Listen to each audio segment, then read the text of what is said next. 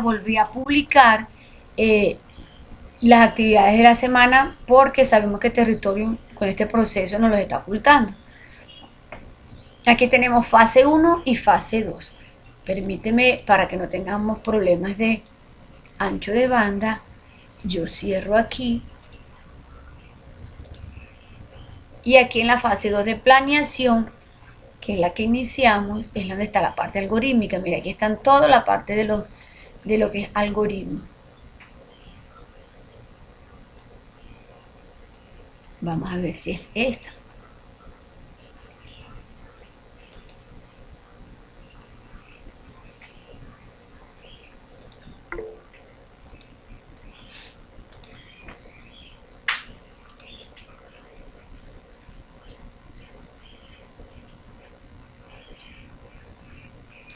Es la 4.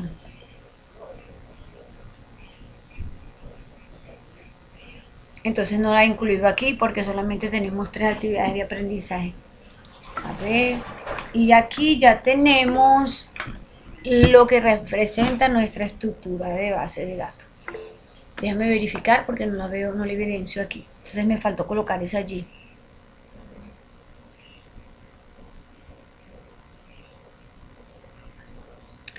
Ah, con razón no la estaba viendo. Es fase 1. Déjame entonces verificar nuevamente. Vámonos hacia atrás.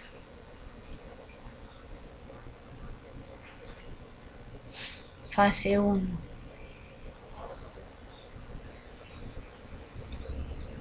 La fase 1 hemos realizado 8 actividades de aprendizaje. Ah, mira, aquí la tengo, sí, ya la vi. Déjame identificarla.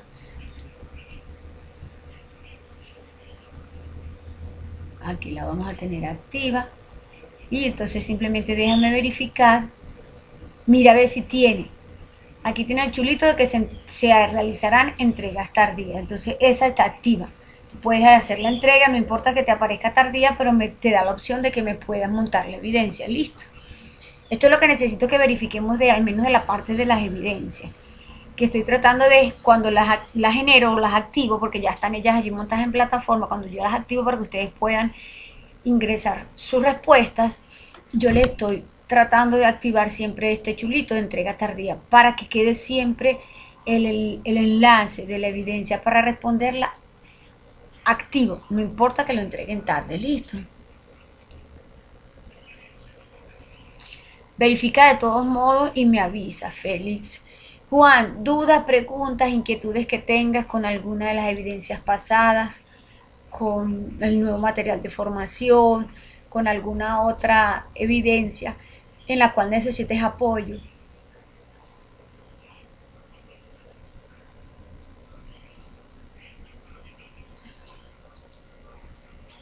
¿Cómo le fue con la parte de algoritmo, con la parte de la codificación?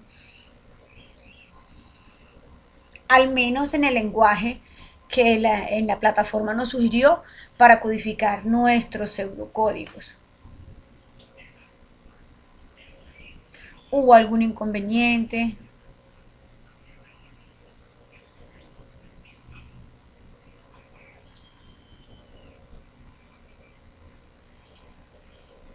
¿Todo bien?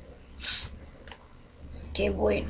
Qué bueno, de verdad me alegra mucho que al menos esta parte, al menos fíjense que es que no nos vamos a casar con ninguna herramienta. Hay muchas herramientas de desarrollo y de trabajo en el mercado con las cuales podemos trabajar.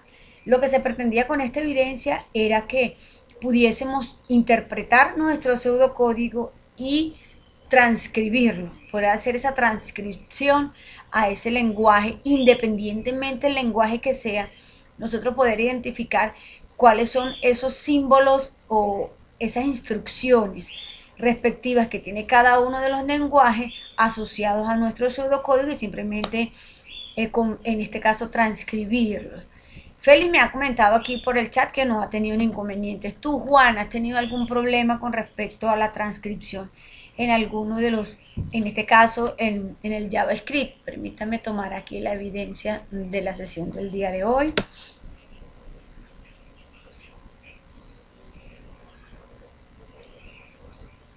Ok. Ha sido sencillo en este caso porque los ejercicios son básicos y son no muy complejos con respecto al manejo de las estructuras de control. Pero la idea era esa, simplemente empezar a empaparnos en este entorno de lo que es la parte de la programación. Entonces, continuando, estamos ahora aquí en esta etapa. Permítame, ya la tenemos aquí abierto. Ya visualizamos que esta está activa. Yo cierro todas estas pestañitas que tengo aquí abiertos. Y vamos a ubicarnos entonces ya. Este es mi cronograma. Vamos a continuar revisando esta nueva actividad de aprendizaje. Nos queda pendiente los resultados de la área de bilingüismo y los resultados del área de física, que está representado en este caso ciencias naturales, de nuestra segunda actividad de aprendizaje. Esos resultados disculpen aquí, esos resultados ustedes los van, cuando ya el instructor se incorpore nuevamente, porque ellos son instructores especializados en ese enfoque, en esa área, ellos igualmente van a tener sus áreas, su clase sincrónica y de igual forma también van a ir evaluando los resultados que ustedes tengan allí. Vamos a tomar entonces, sigamos nuestra ruta de aprendizaje y repasemos esta introducción. Estamos ya en nuestra fase de planeación y vamos a la actividad de proyecto 4. Nuestra guía de aprendizaje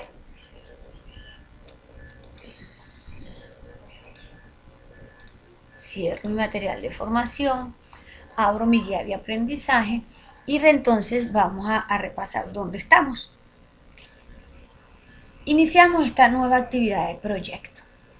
Ya la actividad de proyecto 3 era ese enfoque a nivel de razonamiento lógica, donde iniciamos con una lógica proposicional y terminamos con una codificación de algoritmos en lenguaje JavaScript, donde hicimos un tránsito por las diferentes etapas de la resolución de un problema empleando algoritmos, es decir, empleando la tecnología para esta resolución.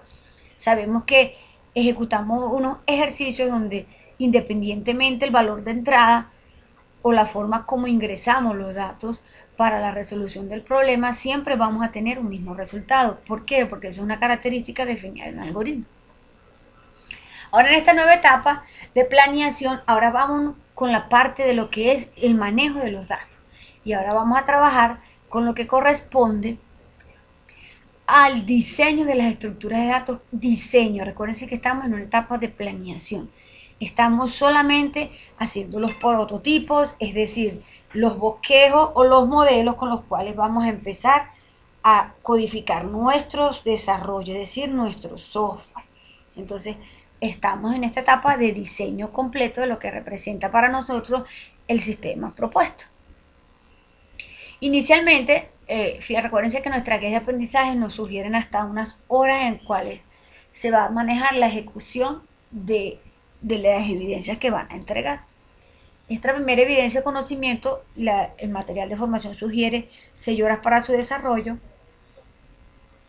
y se refiere solamente al material de formación de conceptos generales de base de datos.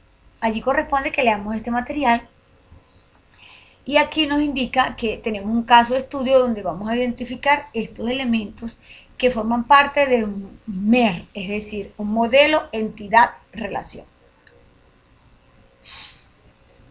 Pero entonces, ¿cuáles son esas características del modelo de entidad-relación? Vamos a verlo aquí en nuestro material de formación. Aquí.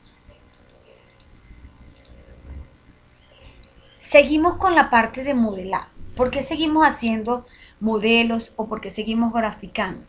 Porque recuérdense que hablando de tecnología de desarrollos ágiles, la palabra ágil involucra que ahora yo tengo una nueva forma de ver o de desarrollar o de enfocarme para lo que representa el desarrollo de un software.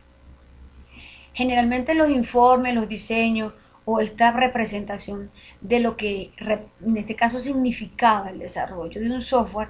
Anteriormente eran grandes informes, eran demasiados elementos textuales que a veces se generaba confusión en su interpretación. Ahora se están apoyando en lo que representan UML como lenguaje universal de modelado, que son visuales. Y entonces, ¿qué representa esto para nosotros a nivel de analista? Que nosotros vamos a conocer un nuevo idioma, una nueva forma de expresarnos, y eso va a facilitar siempre el desarrollo de cualquier proyecto. ¿Por qué? Porque sabemos que la parte visual eh, es mucho más comprensible y todos los beneficios que trae a su vez estos elementos. Entonces siempre nos están sugiriendo estas nuevas metodologías de desarrollo ágil, que es mucho más fácil de comprender y de captar la idea cuando visualmente nosotros estamos representando cómo funcionan las cosas. Una vez después de que hayan revisado esta parte de la conceptualización, de las características elementales, en este caso, o fundamentales que tienen una base de datos, las estructuras que la componen, los lenguajes que permiten su desarrollo, manejo y gestión, las diferentes formas como podemos desarrollar una base de datos y obviamente su clasificación dependiendo la forma como accesamos a esos datos que las bases de datos internamente nos están permitiendo almacenar. Entonces entramos a esta etapa del modelo de entidad-relación y entonces aquí donde volvemos otra vez con nuestra percepción de las cosas y debemos identificar unos elementos claves que van a contener cada uno de estos modelados para poder permitirnos a nosotros como analistas diseñar realmente cuál será esa base de datos o cuál es la relación que existe entre los datos que vamos a manejar. Porque es necesario hacer estos diseños conceptuales. Uno de los errores más graves o más comunes que a veces tenemos, y fíjense que hasta el punto que existe un especialista solo para el manejo de la base de datos. Existe, ya cuando hablamos de especificaciones y cuando hablamos ya de lo que realmente significa un desarrollo de software, existen especialistas solamente para el manejo de la base de datos, es decir, para su diseño, para su estructuración y para su manejo. Existe otro que se encarga de la parte de interfaz. Recuérdense los roles que se generaban cuando estábamos definiendo una metodología con la cual íbamos a trabajar. Y nos damos cuenta que esos roles cada vez se hacen más especiales, más especializados, que es la palabra correcta. ¿Por qué especializado? Porque puede ser que exista una persona que sepa un poco de todo, pero tal vez un poco de todo no sea suficiente para yo tratar de que un determinado componente de mi desarrollo quede bien estructurado. Por eso esos roles se van identificando, se separaron y se dividieron en la parte de diseño de usuario, la parte que corresponde a la base de datos, solamente estructura de datos, la parte que corresponde a lo que significa los controles, lo que llaman ellos el backend, el que se encarga de trabajar directamente con nuestro usuario para la retroalimentación. Y vemos que ya estos enfoques van más orientados hacia que cada quien haga realmente lo que sabe hacer. Y eso va a permitir, obviamente, que nuestros desarrollos fluyan de una manera mucho más efectiva. Entrando de lleno entonces lo que significa este modelado diagrama entidad-relación, porque realmente es una representación, conseguimos unos elementos esenciales que nunca van a faltar. Mi entidad. Mi entidad para nosotros representa a nivel del modelado esa estructura, llámese persona, llámese objeto, llámese cosa, llámese unidad, departamento, puede tener diferentes nombres, pero simplemente nos vamos a imaginar que es la que tiene los datos asociados, es la que genera, la que tiene esas características o esos valores significativos que nosotros vamos a manipular. Por ejemplo, si estamos en una escuela, mis entidades serían los estudiantes, los profesores, el director, pudiese ser la biblioteca si manejamos biblioteca. Y fíjense que biblioteca puede ser una parte de mi escuela, pero si yo necesito información o ella maneja datos significativos, yo la puedo incluir como una entidad dentro de mi proceso de análisis. Si estoy, por ejemplo, en una playa, me imagino una playa, para mí, ¿quiénes van a generarme valores o quiénes van a generarme, en este caso, datos dentro de una playa? Mira, pueden ser los mismos bañistas, pueden ser el mar, porque el mar me puede generar datos con respecto al oleaje, al tamaño de las olas, puede generarme datos con respecto al color tal vez del agua, puede generarme datos tal vez con la temperatura del agua. Entonces, todo lo que me maneja a mí y me genera un dato, un valor significativo que yo necesito manejar, va a representar una entidad dentro de mi modelo.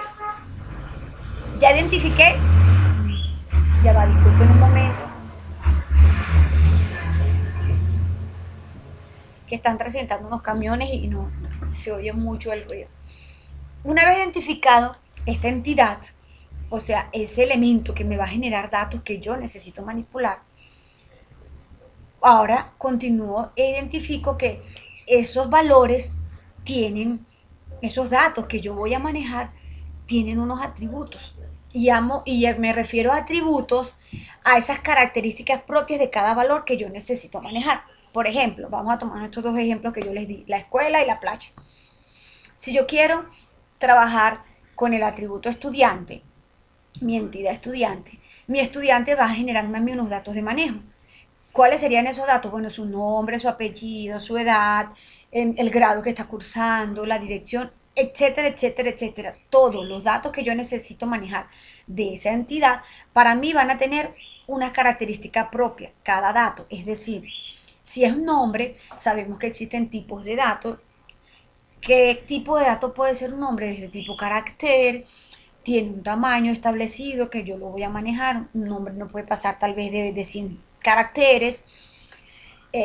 Y eso me va a permitir ir definiendo esa estructura con la que voy manejando.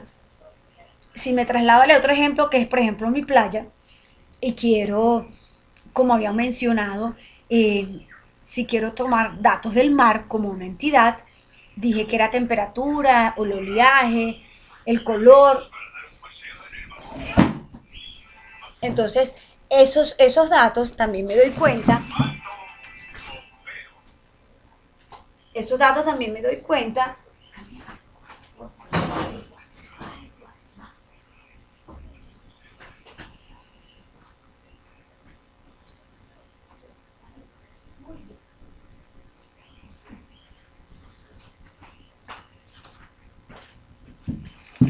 Ok, chicos, disculpen un momentico la ausencia. Ya regresé, que es que el bebé venía por aquí con su bulla. Cuando me hablo, por ejemplo, entonces estoy hablando de los datos del mar, sé que la temperatura tiene un valor. La temperatura viene en grados Fahrenheit. Yo sé que eso para mí representa un valor numérico. Debo definir si es entero o si es de tipo real. ¿Por qué de tipo real? Bueno, porque podemos saber que hay temperaturas que pueden ser con decimales y ahí sí tengo que manejar ese valor. Entonces tengo mi entidad y tengo mis atributos. Relaciones. Ahora la parte de la relación es importante porque eso forma parte de nuestra percepción. ¿Por qué parte de nuestra percepción? Porque todo esto modelado es la forma como nosotros, como analistas, vemos el contexto, así como lo hicimos con los diagramas de UML, lo mismo ocurre aquí con estos diagramas de entidad-relación. Nosotros, según nuestro motor de conocimiento, es decir, nuestros saberes, identificamos qué tipo de relaciones, cuando hablo de relaciones, es en este caso cómo, cómo interactúan estas diferentes entidades que yo pueda tener dentro de un contexto, cómo es esa interacción entre ellos. Por ejemplo, si me voy a la escuela y tengo dos entidades, estudiante y qué sé yo, el año cursado, el grado décimo, por decirlo así. Yo tengo del grado décimo, ¿qué atributos puedo tener yo del grado décimo? Bueno, puedo tener el año en que inició, el año en que terminó, la cantidad de periodos que puede tener. Esos son los datos que puedo tener de esa entidad llamada grado. Y tengo una entidad llamada estudiante. ¿Qué relación existe entre un estudiante y un grado? ¿Qué hace el estudiante con ese grado? El estudiante cursa el grado en ese año en el que se está estableciendo. Entonces, ¿cuál es esa relación que acabo de definir? Cursa. El estudiante cursa el grado. Así estoy uniendo. Es como que nosotros empezamos a hacer como una red neuronal y empiezo a unir cada una de esas entidades, porque si yo identifiqué esa entidad dentro de ese modelo que estoy diseñando, es porque esa entidad, aparte de formar parte de ese contexto, está relacionada, porque no podemos tener entidades aisladas. Es decir, yo voy a tener una entidad que se llame padre y el padre no tenga ninguna relación dentro de mi contexto estudiantil, obviamente es falso. Si esa entidad para mí no representa ningún valor significativo dentro de mi modelado, obviamente para qué la voy a incluir. O sea, eso es simplemente tener datos de sobra. Si lo estoy manifestando, incluyéndolo como una entidad dentro de mi modelo, es porque tiene alguna interacción con entidades con las cuales están definidas. Listo. Si yo quiero irme a mi ejemplo, en este caso el del mar, identifiqué mi entidad bañista y mi entidad el mar. Entonces yo veo qué hace un bañista en el mar. Bueno, el bañista se baña, se sumerge. Es esa acción o esa interacción como se maneja entre entidades lo que representa esa relación. Porque es importante definirla. Porque obviamente esa interacción es la que me va a identificar, en este caso a nosotros como analistas, quién genera quién emplea quién, o cómo esa comunicación va a permitir el ingreso de esos datos o el manejo de esos datos. Porque obviamente el establecer las relaciones me va a indicar quién va a necesitar los datos de qué entidad. Y eso es lo que a nosotros nos va a indicar las funcionalidades del desarrollo de nuestro sistema. Cómo vamos a ingresar la información a mi base de datos, quién va a manejar esa información y cuáles van a ser esas salidas o esos reportes que la base de datos va a permitir generar dependiendo de las solicitudes que cada una de esas entidades vaya a manejar. Entonces fíjense que todo es así a nivel sea parte de lo secuencial, es incremental. A medida que vamos avanzando, nos damos cuenta que vamos a ir incorporando nuevos elementos a nuestro desarrollo y son elementos que nos van a permitir ser completos. Fíjense que ya con UML ustedes ya enfocaron y se desarrollaron en un área de analistas. Ustedes pueden, con toda la facilidad del caso, desarrollar cualquier modelo, independientemente de los que hemos visto, basado en el lenguaje de UML. Es decir, llegaron a una empresa y necesitan hacer el levantamiento de una información de determinado proceso porque el jefe considera que está fallando, eso ustedes están en capacidad de desarrollar. Levantamos, hacemos los instrumentos que necesite, analizamos esa información generada de los instrumentos, puedo modelar ese proceso, esa actividad con cualquiera de esos, en este caso de los diagramas con los que manejamos, y yo puedo dar una conclusión de ese análisis que hice, identificando cuál es el proceso o en este caso el procedimiento que me está generando el retraso en esas actividades. Y seguimos mejorándonos y en este caso adquiriendo nuevas habilidades. Entonces fíjense que aquí nos dan unos ejemplos. Por ejemplo, estamos en un área llamada geometría. Estamos en el contexto llamado geometría. ¿Quiénes representan para nosotros? Aquí nos están hablando. Mis entidades, bueno, mis entidades serían rectángulos, por decir, figuras poligonales que tienen 4 lados. Me dice que también, aparte de eso, elipses también representan atributos, rombos representan relaciones entre conjuntos de entidades y las líneas en los atributos con los conjuntos de entidades y con los conjuntos con las relaciones. Bueno, esto aquí simplemente nos vamos a imaginar algo. Esto que tenemos aquí, rectángulos, elipses, rombos y líneas, son los elementos visuales que se emplean para hacer el diseño. Si yo quisiera, como venía dando el ejemplo del área de geometría, en contexto, geometría para mí sería mi entorno. ¿Qué entidades tendría yo de geometría? Mira, yo tendría polígonos, tendría figuras curvas, figuras planas, puede ser, o figuras geométricas o cuerpos, que es lo que llaman a nivel de tener tres dimensiones. Yo podría tener esas dos entidades. Internamente ellas también pueden manejar información. ¿Qué información puedo manejar yo, por ejemplo, en una figura plana? Bueno, la cantidad de lados, la cantidad de vértices, eh, el tamaño de diagonales, dependiendo del tipo. Y lo mismo ocurre cuando estoy hablando de cuerpos geométricos. Cada uno de ellos también tiene atributos. ¿Qué relaciones puede existir entre una figura y otra figura? Eh, mmm, las dimensiones, eh, entre las figuras planas y las figuras y los cuerpos geométricos sabemos que la relación que existe es que unas están en dos dimensiones y otras están en tres dimensiones. Unas están en el plano geométrico y otras están en el espacio. Entonces, allí yo puedo, se generan, pueden, por ejemplo, si yo tengo un cuadrado, lo pongo a girar en el espacio, estoy en ese momento creando un cilindro. Entonces, dependiendo de esa relación, yo puedo manejar e identificar cada uno de esos atributos. Y fíjense que ya cuando aprendemos a identificar estos tres elementos esenciales, no quiere decir que sean los únicos, ya yo empiezo a ver, y la idea es que practiquen y vean su entorno. Identifiquen una entidad, qué atributos puede tener y qué relación existe. Donde están ustedes sentados en este momento, tienen entidades, tienen atributos de esa entidad y tienen relación que ustedes mismos están interactuando con cada una de esas entidades con las que están trabajando. ¿Cómo representamos? De esta manera se trabaja lo que representa un modelo. Lo que estaba leyendo aquí era las figuras.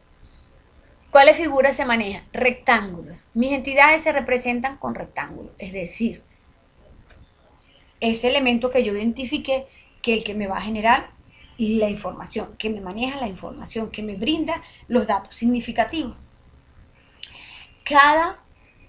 Las elipses para nosotros, es decir, de la persona, del cuadrado que yo tengo, es donde yo identifiqué que hay ciertos valores que necesito manejar. Por ejemplo, en este caso, aquí tengo una entidad relación de una cuenta bancaria de una persona. La persona es la titular, ¿ok?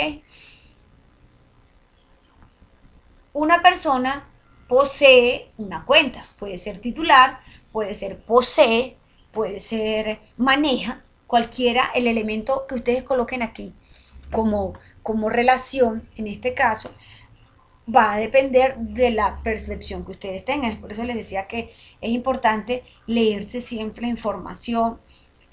Fue importante conocer todo lo que hemos manejado hasta ahora para llegar a este punto. El rombo va a representar esa acción, esa reacción, esa comunicación o esa interacción que tienen las diferentes entidades. Si yo tengo una entidad llamada cuenta bancaria y tengo una persona, ¿qué relación tiene la persona con la cuenta? Puede ser titular, puede ser posee, puede ser maneja esa cuenta que está definida allí. ¿Qué atributos tenemos? Bueno, los atributos se colocan en elipses y allí simplemente vamos definiendo el identificador que le damos a ese atributo. Es decir, la persona tiene nombre, apellido, edad y una identificación. ¿Qué posee la cuenta? La cuenta tiene un número de cuenta, tiene un saldo, tiene una fecha de creación, puede ser tarjetas asociadas si las tiene. Entonces, cada uno de esos valores que son significativos y que se van a manejar se representan a través de los atributos en una figura ovoide, ¿ok? Y las líneas es simplemente, aquí lo tenemos, esas líneas van a representar para nosotros esa unión, o es decir, esa significación de que cada uno de esos atributos pertenecen exactamente a qué tipo de entidad. Listo. Esto es lo que se pretende que hagamos con ese ejercicio que nos estaban planteando.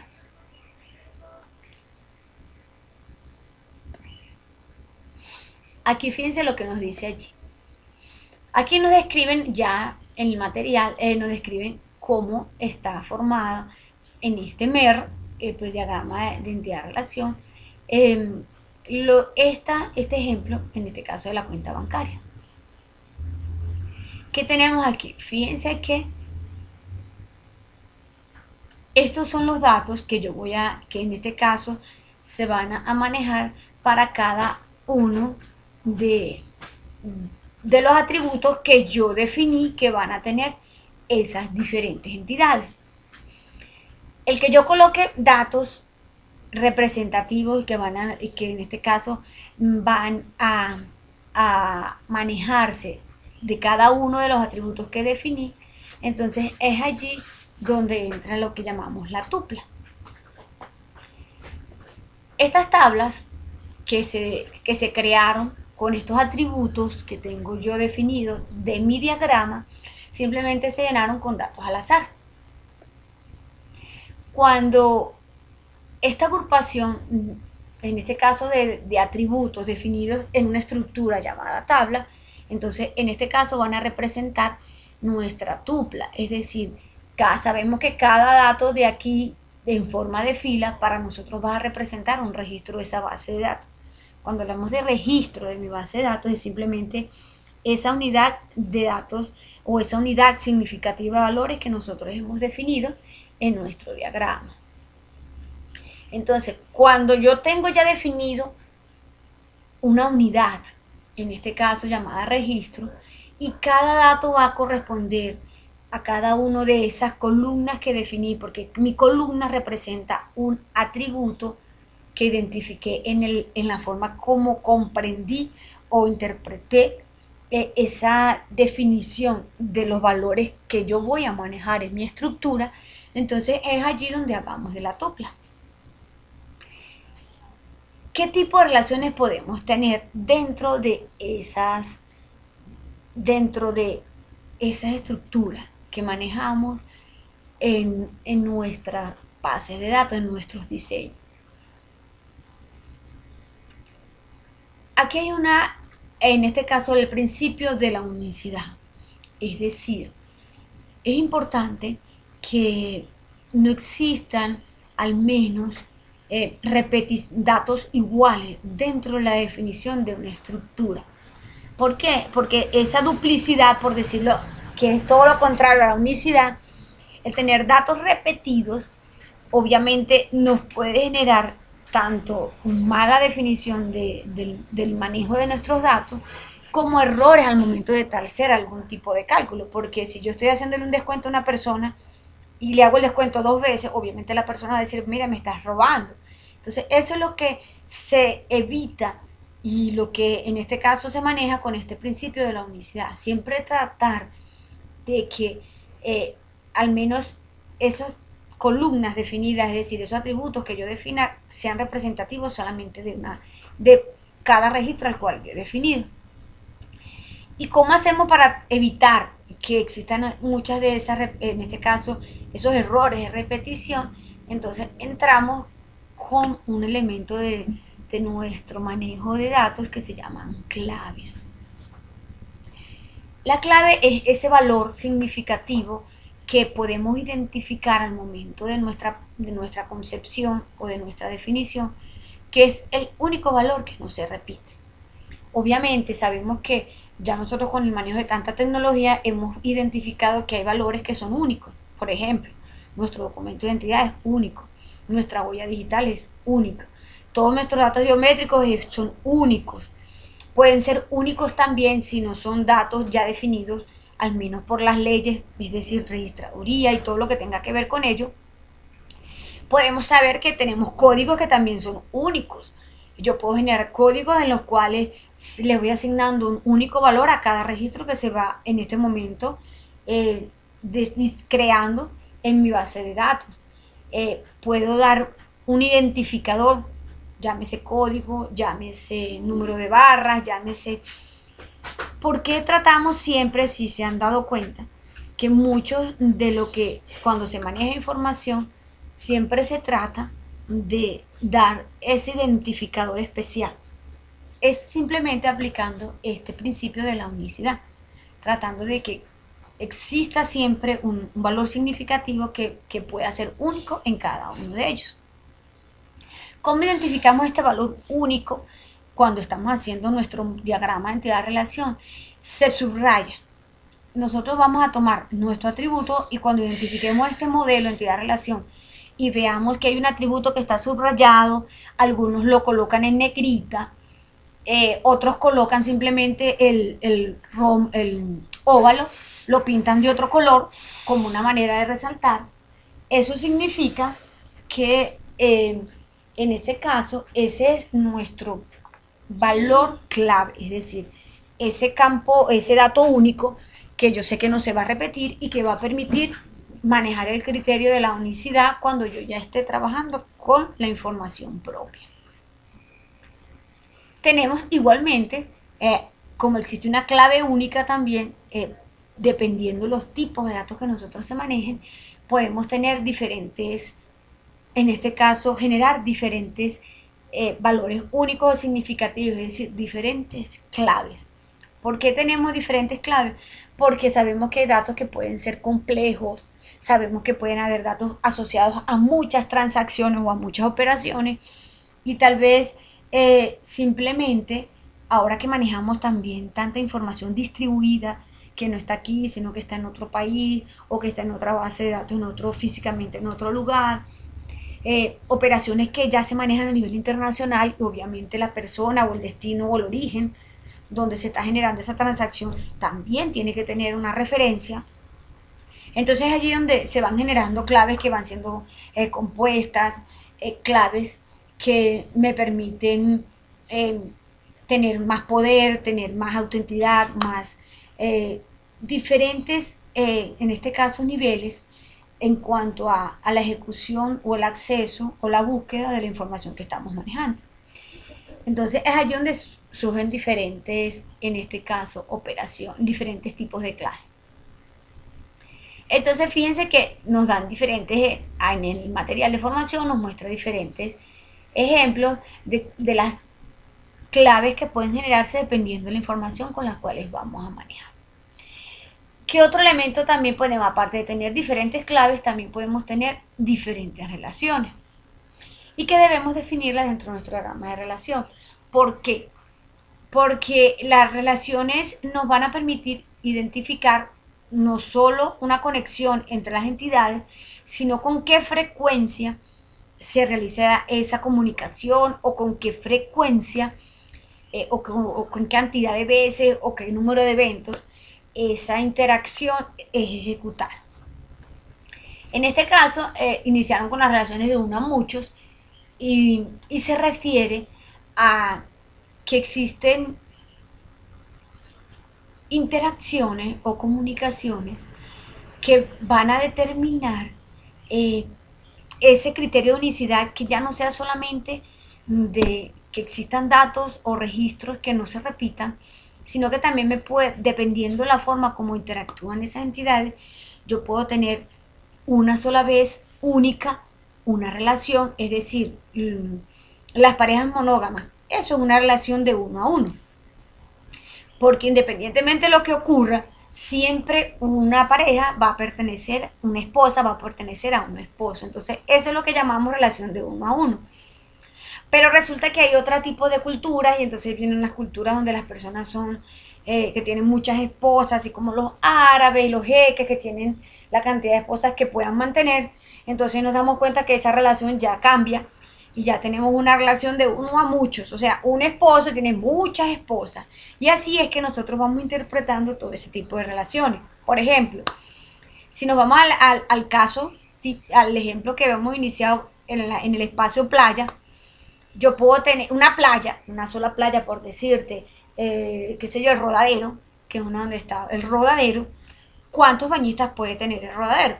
Entonces me doy cuenta que una playa llamada Rodadero puede tener muchos bañistas. Pero de esa forma yo interpreto esa relación. Si me voy al lado escolar, entonces me estoy dando cuenta que un estudiante solamente puede estar inscrito en un grado. Entonces allí estoy identificando una relación de uno a uno. Aparte de que ya he visualizado que existe una interacción entre el alumno y el grado, también puedo identificar cómo se maneja o cómo se manifiesta esa relación. Entonces me estoy dando cuenta que un alumno solamente puede estar inscrito en un grado. Entonces esa relación va de uno a uno. Entonces es importante identificar en este caso, la cardinalidad, que es lo que llamamos a nivel de relaciones, porque de igual forma esto va a permitir eh, generar los nuevos registros cuando se maneje la información. Entonces, aquí, mire, tienen diferentes ejemplos que vamos a revisar, que ustedes van a, en este caso, detallar este material para poder hacer el ejercicio que indica la evidencia. ¿Qué nos está diciendo esta evidencia? Fíjense que aquí la tenemos. Identificar entidades y relaciones planteadas en el caso de estudio. Entonces, yo me voy a mi caso de estudio, que lo tengo aquí en mi guía,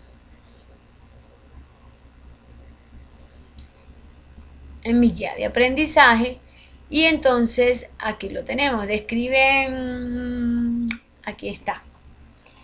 Identificar todos estos elementos que tengo aquí. Fíjense, hacer el modelo con sus claves, con sus entidades, con sus atributos, identificar el tipo, obviamente la relación que existe con ellos, hacerle la tupla a ese ejemplo, establecer qué tipo de cardinalidad tiene o cómo se manifiesta esa relación y obviamente qué tipo de clave puede generar. No quiere decir que un modelo vaya a tener o a existir todas las claves definidas, no.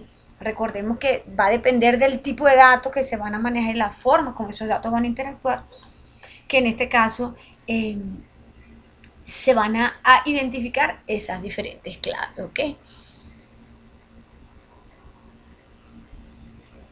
Lo que necesitamos en este momento identificar,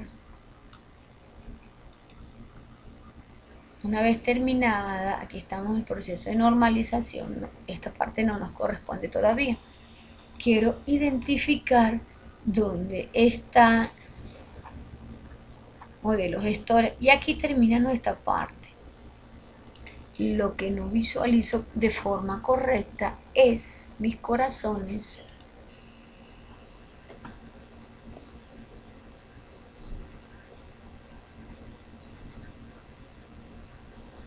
Aquí me habla de identificar las entidades relacionadas planteadas al caso de estudio. ¿Qué tengo aquí? Simplemente no en mi guía o al menos en mi material de estudio. Vamos acá a ver si lo veo de esta manera.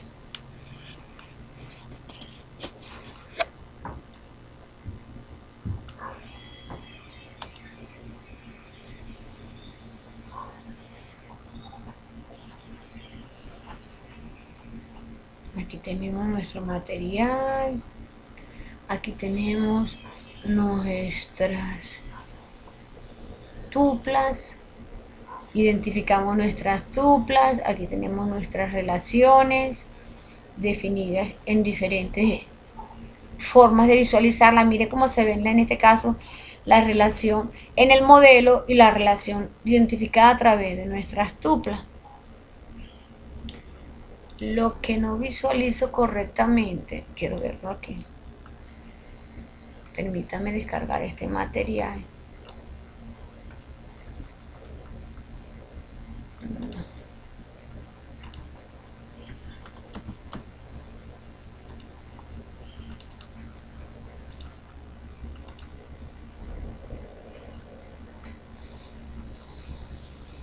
Aquí está el caso de estudio, era lo que no identificaba. Tenía rato ya buscándolo y no lo veía. Mis corazones, aquí está, los voy a enviar al WhatsApp. Aquí está el caso de estudio. ¿Qué es lo que pretende? Bueno, vamos a analizar. Fíjense que aquí está el ejercicio.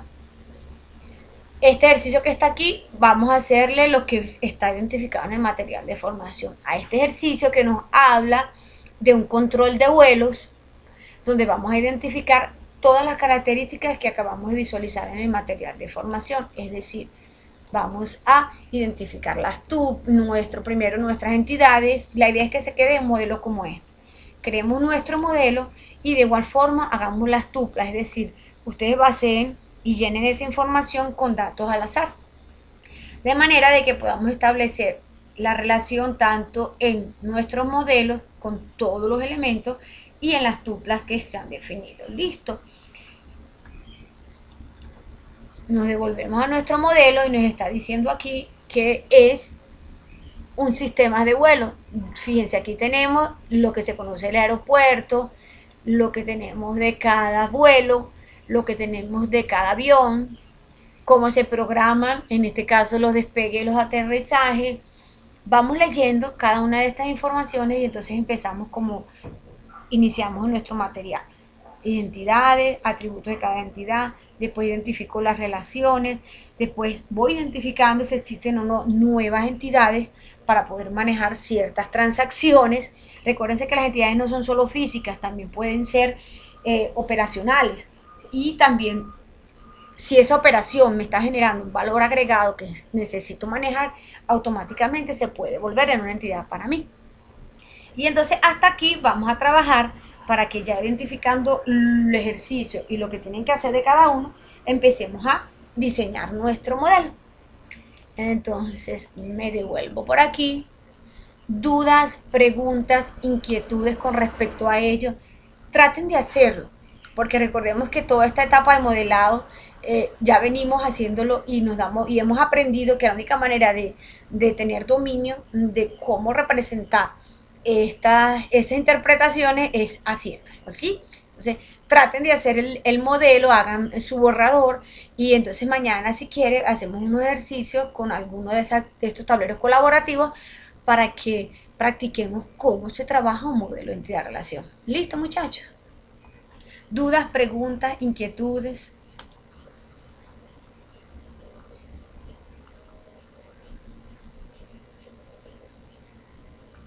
¿Todo bien hasta ahora? ¿Se entendió esta parte de lo que representa para nosotros el modelado? Ok, entonces ahí tienen la tareita. Revisen el material, vuelvan otra vez a analizar estos elementos que conforman parte del MER y hagan su MER con respecto al caso de estudio. Ya les comparto entonces en el chat el caso de estudio para que lo tengan allí una vez disponible y puedan trabajarlo. No hay una herramienta única que te permita hacer el diagrama. Ustedes lo pueden trabajar como deseen en PowerPoint, en Lucidchart, en DiagramNet si quieren manejarlo en línea. Todas estas herramientas te permiten hacer esta parte del modelado. Listo. Entonces hay que practicar, como tienes toda la razón, Félix. Esta parte de análisis es propio de cada uno de nosotros. Entonces yo no te puedo decir cuáles son las mejores prácticas porque obviamente tu interpretación va a ser muy diferente a la mía. Entonces allí trabajen practicando para que desarrollen esas habilidades de análisis. Si no hay más dudas ni más preguntas, mis corazones, detengo la sesión del día de hoy.